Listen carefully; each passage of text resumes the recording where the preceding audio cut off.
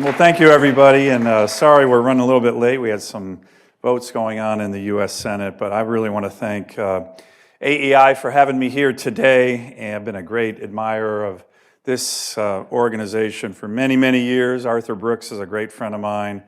Now Robert Doar, Corey, Dan, everybody. It's a really great team, and I'm just really grateful to have the opportunity to say a few words, more than a few words, on a really important topic. And Dan, I've admired your work for many years. You've been a great leader on China policy, and we have a lot of work to do, and we look forward to doing that together. Today, I'm here to talk about a particular aspect of the China threat, and I know one that is close to your hearts at AEI, and so many people listening and tuning in from other places outside of Washington, and that is the intensifying Chinese communist threat to Taiwan and why it matters. And to be clear, that threat is increasing. Another issue I want to be clear on, there's a lot of discussion that I will be talking about today regarding the Chinese Communist Party, Xi Jinping, and that's where my focus is, not on the Chinese people themselves who have a proud history, heritage, and as we've seen over the last several weeks, very courageous, most of whom simply want more freedom. In March 2021, at a Senate Armed Services Committee, I asked the then Indo-PACOM commander, Admiral Davidson, how much time he thought we had with regard to a potential or likely Communist Party PLA invasion of Taiwan. You might remember the answer because it made news all over the world. He said, I think the threat of an invasion of Taiwan is manifest during this decade and in fact, in the next 6 years. Now that was almost 2 years ago that he gave that statement in front of the Armed Services Committee. The current Indo-PACOM commander, Admiral John Aquilino, has confirmed these concerns. And so, very recently, has the chairman of the Joint Chiefs of Staff, the director of the National Intelligence Agency, the CNO of the Navy, even the Secretary of State have all recently talked about these accelerating timelines. On the heels of the 20th National Congress of the Chinese Communist Party, Xi Jinping has emerged, obviously, as the ultimate supreme leader, surprising even seasoned China hands with his audacity. He's packed the Politburo Standing Committee with loyalists, promoted party stalwarts with military intelligence and with military and intelligence and technology backgrounds, and positioned the Central Military Commission to preside over a conquest of Taiwan. Chairman Xi and his comrades might look rather ridiculous in these military fatigues. This is a recent picture they sent out. But the message of even this photo is clear, that China is preparing for war. Americans and the rest of the world should be taking this threat seriously. I know that our eyes are on Ukraine, something that we should stay focused on. Defeating authoritarian aggression in Europe is essential, not just for Europe's security, but deterring it in Asia. But we can't lose sight of the threat to Taiwan and what is at stake. So today, I want to lay out what a takeover of this island democracy by the CCP and PLA could mean for vital American national security interests and what we should be doing to deter it. But I'd like to begin my remarks by focusing on a different era in a different region of the world. In 1948, the Soviets cut West Berlin off from food and fuel. The United States and our allies, led by our military, responded with the Berlin airlift. The Allies flew in supplies literally around the clock, day and night, for almost an entire year. At the height of the Berlin airlift, a flight was landing literally every single minute.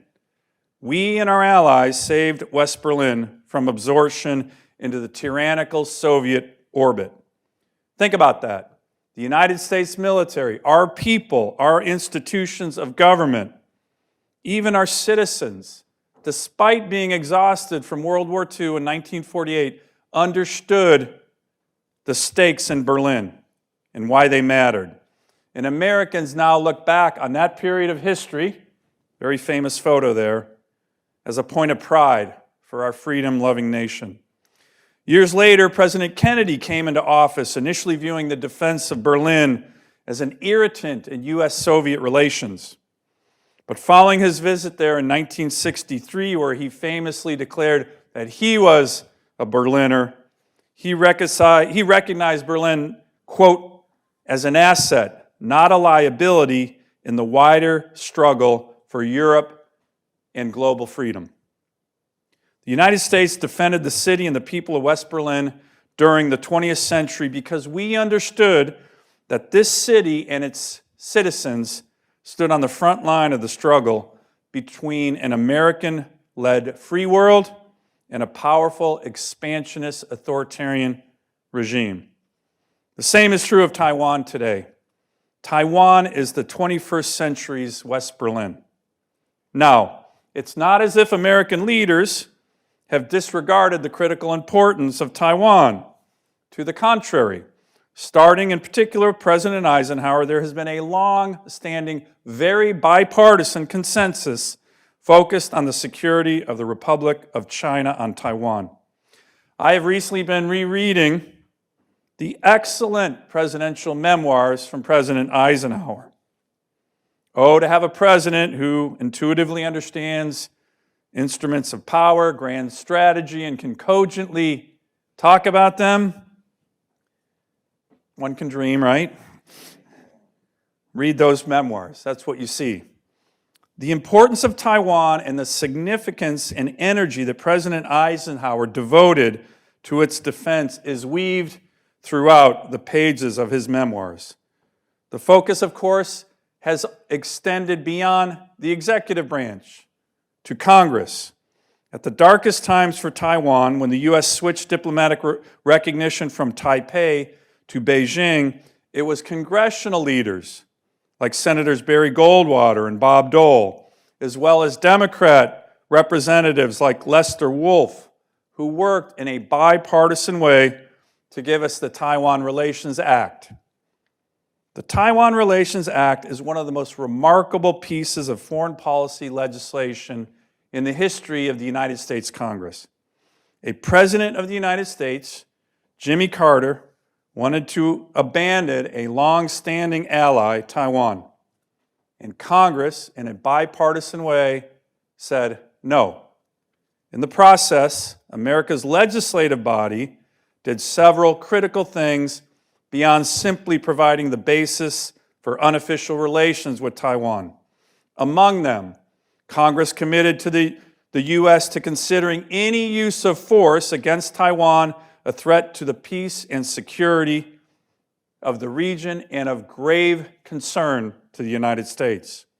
It declared that the U.S. decision to switch diplomatic relations from Taipei to Beijing rested on the expectation that Taiwan's future would be determined by peaceful means. And it committed the U.S. to providing Taiwan the means to defend itself and for the U.S. to maintain its own capacity to help.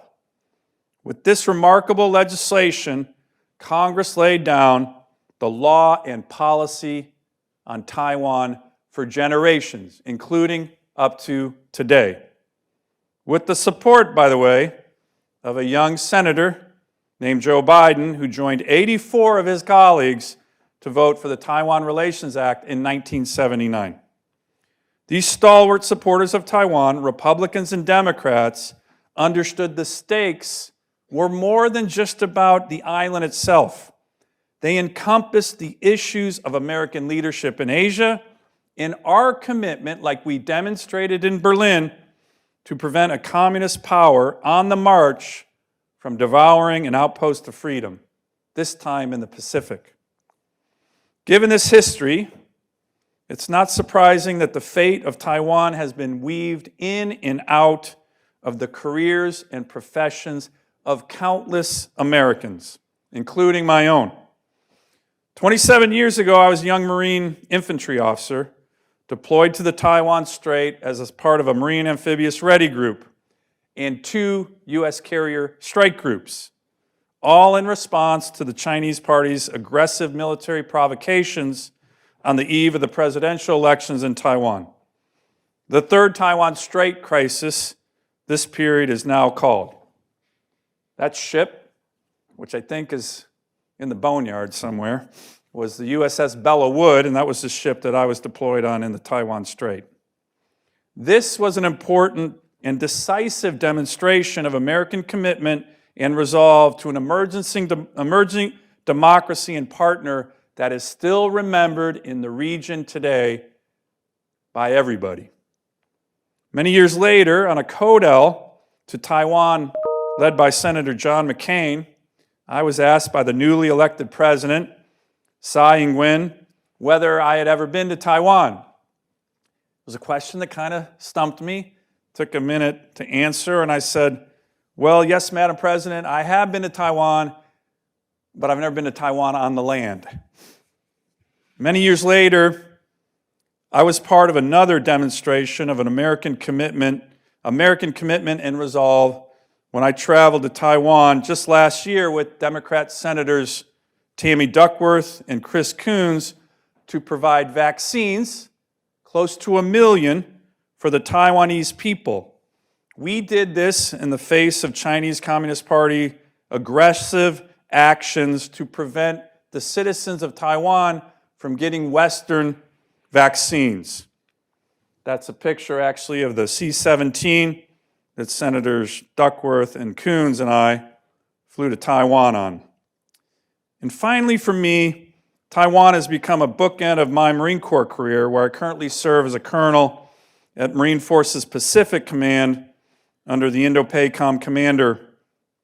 Here, the issue of a military crisis in the Taiwan Strait is a determined daily focus of our military leaders in this critical area of responsibility. And I will tell you from personal experience, these leaders are doing an exceptional job. As I mentioned, my first trip to Taiwan as a U.S. Senator was on a codel in 2016. I'll never forget getting on the bus and being briefed by a State Department official from our de facto embassy, the AIT there. Here's what he said.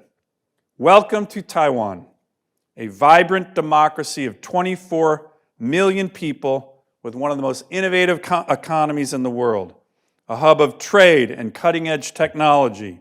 And the only reason this incredible place exists on the map as such is because of the sacrifice and commitment of America, our military, our government, our people, to Taiwan's survival. All Americans should be proud of this.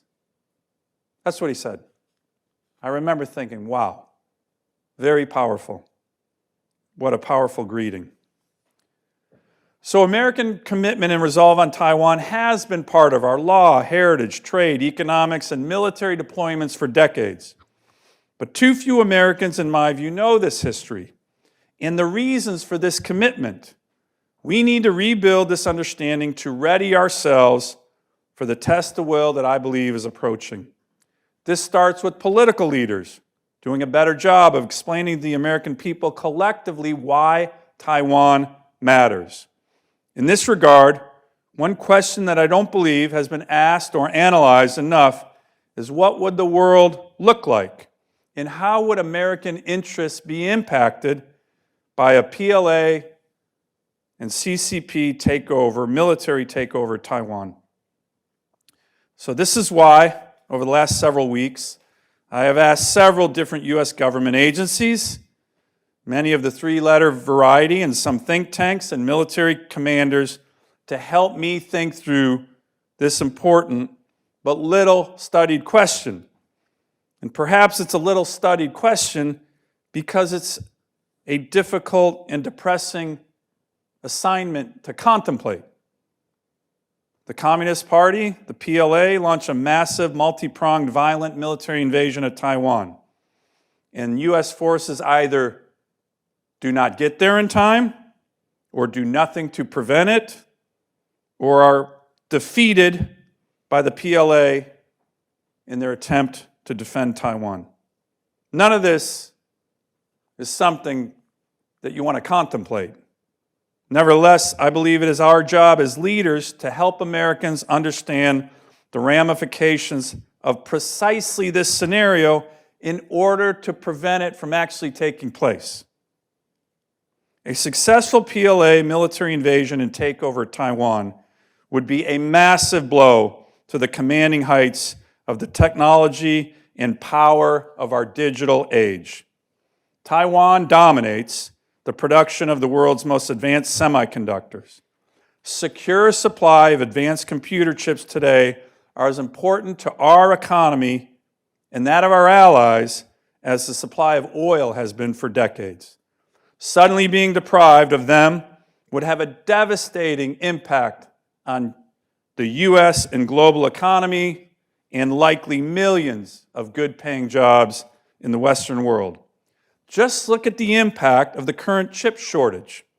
According to the Commerce Department, in 2021 alone, the U.S. economy had a cost of $240 billion, including 7.7 million fewer cars being produced in 21 because of the current low-end chip shortage we now have. Those chip shortages continue, and as anyone who has visited a car dealership understands, we're seeing it to this day.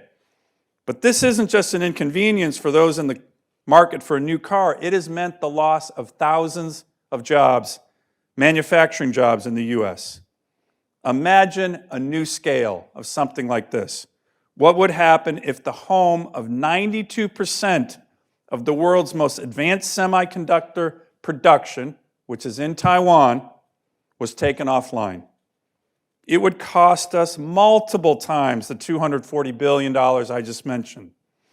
All in all, conflict over Taiwan could cost the global economy, according to a recent assessment by the U.S. State Department, $2.5 trillion. Think about that. And this sum does not quantify the huge strategic advantage the CCP could gain if it seized the crown jewels of the global economy, which they want, and that's the fabrication of advanced computer chips. It would also present an extraordinary challenge to the U.S. ability in many ways to defend not only our interests abroad, but our own homeland. For this reason, advanced microchips from Taiwan feed directly into our ability to develop and sustain our most sophisticated military weapons, F-35s, radars, missile defenses. This translates to greater risks to the men and women we send to defend and fight for us overseas. Second, there is the incredibly important geostrategic value that Taiwan plays right now that would be shattered by a successful PLA invasion of the island. In his memoir, President Eisenhower devotes pages and pages to Taiwan. At one point, he says, if the capture of Taiwan's offshore islands should in fact lead to the loss of Taiwan, the future security of Japan, the Philippines, Thailand, Vietnam, and even Okinawa would be placed in jeopardy, and the United States' vital national security interests would suffer severely. Last year, Assistant Secretary of Defense for Indo-Pacific Security Affairs, Eli Ratner, who I actually think is doing a fantastic job, made essentially the same point in testimony before the Senate Foreign Relations Committee. Critics rung him up for that, apparently calling Taiwan, as Assistant Secretary Ratner did, quote, a critical node within the first island chain and an anchor of a network for the U.S. allies and partners, risks offending Beijing's sensibilities. But Secretary Ratner and President Eisenhower, of course, were correct. Taiwan, in the CCP's hands, breaks China out of the constraints of the first island chain. What you see here is a line running from Japan through Taiwan and the Philippines to the Straits of Malacca. A CCP takeover of Taiwan has the potential to push the U.S. further east into the Pacific to what is called the second island chain. That includes American territories in Guam and Northern Mariana Islands. These aren't just some points on a grand strategist's map. Residents in Guam and the Mariana Islands are American citizens.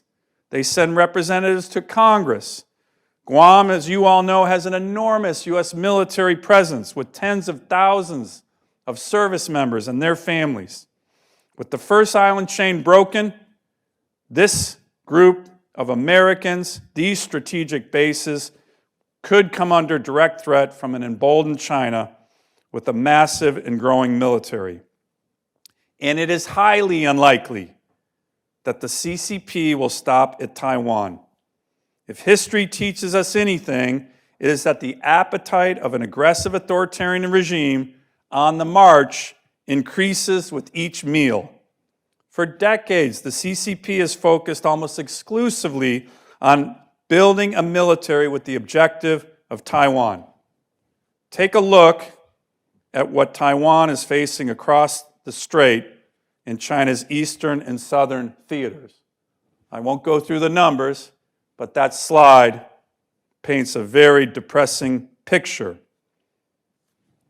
With a violent military takeover of Taiwan complete, the CCP will turn to another objective Eisenhower talks about in his memoirs, and that is pushing the U.S. out of the Pacific altogether and possibly invading or blackmailing other democracies in the region. Again, that military force right there has been focused on Taiwan. With a successful invasion of Taiwan, it's very unlikely that that force just stays put. It will be pressing throughout the region. According to the 2023 DoD China Military Power Report released just last week, some 17 countries are under consideration as additional locations for PLA military and logistics facilities, already building on the base that they have in Djibouti and the bases that they're scouting in other areas in Africa and South Asia. They can do some of this amphibious, ambitious build-out without taking Taiwan, but with Taiwan in their grasp, the effort will be supercharged. President Eisenhower was also deeply concerned about the impact a loss of Taiwan would have on American alliances and our ability to forcefully meet our defense treaty obligations with them. And that concern continues today. Japan, in particular, is too big and has too much history with China to simply make accommodations with the CCP, but it might feel the need to aggressively rearm and perhaps acquire its own nuclear capabilities. Presently, Japan is working closely with the U.S. on defense issues and has planned to devote 2% of its GDP to defense spending. This is something I and other American senators have encouraged. A military takeover of Taiwan by the CCP, however, could result in Japan questioning the U.S. commitment to its defenses, sparking more of a go-it-alone approach in its policies that I believe would not be in the interests of Japan or of the United States. South Korea might also make adjustments, having watched a successful military takeover of Taiwan by the PPP, by the CCP. The Republic of Korea could lose faith in the value of U.S. extended nuclear deterrence on the peninsula. Australia, after 100 years of mateship with the U.S., might also have to contemplate its security interests in the region. Same with countries in Southeast Asia, including treaty allies like the Philippines and Taiwan. Southeast Asia has dealt with a hegemonic China before. Its response was not a 19th century European one that did not seek to balance the Chinese empires, but it was a response to make the most of their fate as a weaker neighbor. Of course, it is always hard to predict the future, but there is little doubt that a Chinese communist takeover of Taiwan would call into question American alliance commitments by our treaty allies. It could cause some countries to build up their military capabilities, including nuclear deterrence, or choose a much more accommodating middle kingdom posture toward their powerful, aggressive neighbor. This should concern all Americans and our allies. The questioning of our Pacific network of alliances that has undergirded the security of the American homeland by balancing and deterring dangers far from our shores would make the United States less safe. Finally, a communist takeover of Taiwan would give a global boost to the CCP's model of authoritarian governance that Xi Jinping offers the world. In the 1930s, during a period of global upheaval, of which there are many striking parallels today, many around the world thought that the future lay with fascism. Such a future was alluring to millions. Democracy can be messy. Disagreements, sometimes ferocious disagreements, is the hallmark of representative government. And because of the transparency inherent in democratic governance, it is there for all the world to see. The good, the bad, and the ugly. The United States, along with other democracies across the globe, ultimately prevailed against the rise of fascism during World War II. It did so by the force of arms, but also by the appeal to the universal and immutable desire for freedom and self-governance. But a military takeover of Taiwan in the current global climate could lead many to believe that, as Xi Jinping has put it himself, the CCP's totalitarian vision offers a new choice for humanity, one that relies on techno-authoritarian control rather than self-governance. We cannot be blind to those implications or the extraordinary new legitimacy the CCP would gain at home and abroad. And with that would come new forms of CCP aggression throughout the world. So, I have a slide. The next slide has a summary of a number of these issues of why Taiwan matters. This was actually taken from a J2 slide deck out at INDOPACOM. But take a look at that. It sums up a lot of what I'm talking about, what China would gain, what the U.S. would lose.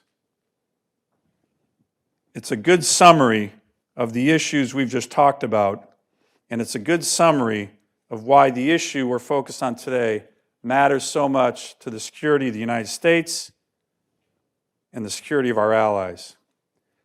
So my purpose today was to paint a picture of what the world would look like in the aftermath of a violent CCP military takeover of Taiwan. However, I just don't want to leave it here. The question, of course, is what is the best policy approach to prevent this? Of course, it's deterrence. To be clear, no one in America wants a war in the Taiwan Strait. And if one is launched, the United States will not be the aggressor. It will clearly be Xi and the CCP who start such a conflict. So enhancing deterrence should be a top priority of U.S. policy. And in my view, there are three ways in which we should be thinking about the deterrence of Taiwan to prevent a conflict. I like to talk about deterrence in terms of three levels. First, of course, is the level of Taiwan being able to defend itself, its own defense capabilities, which we are working hard on literally as we speak in the NDAA and other legislation that we are working on in the Senate right now.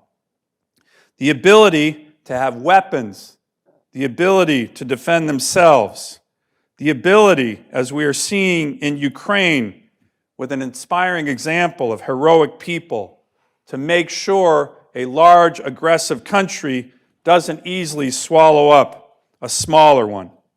That's the first level of deterrence. The second level of deterrence, of course, is America's capability and readiness to defend Taiwan militarily, should the President decide to do so. Over several decades, through many different crises in the Taiwan Strait, this layer of deterrence, where the United States military has shown up with significant force, has proven decisive in keeping the Taiwan people free. Our deep networks of allies in the region augment this very important, effective second level of deterrence. But remarkably, the third level of deterrence is rarely discussed. Yet it could be more powerful than the first and second levels. This involves employing the instruments of American power beyond our military, such as our global economic and financial strengths, to deter the CCP from an invasion. The communist leadership in China should understand that we are prepared to backstop any military response with debilitating economic and financial sanctions that go far beyond what has been imposed on Russia as a result of their invasion of Ukraine. This is why I've introduced the Stand with Taiwan Act and filed it as an amendment to this year's National Defense Authorization Act. The Stand with Taiwan Act will put the CCP and its military on notice that no corner of its economy will be left untouched by sanctions, from finance to trade to industrial capacity. And we will go after party members and officials themselves for aggression, casting a wide net. On CODELs that I've been on with many senators in Europe, London, the Netherlands, Japan, Korea, and other places, I've been pitching this idea to our allies.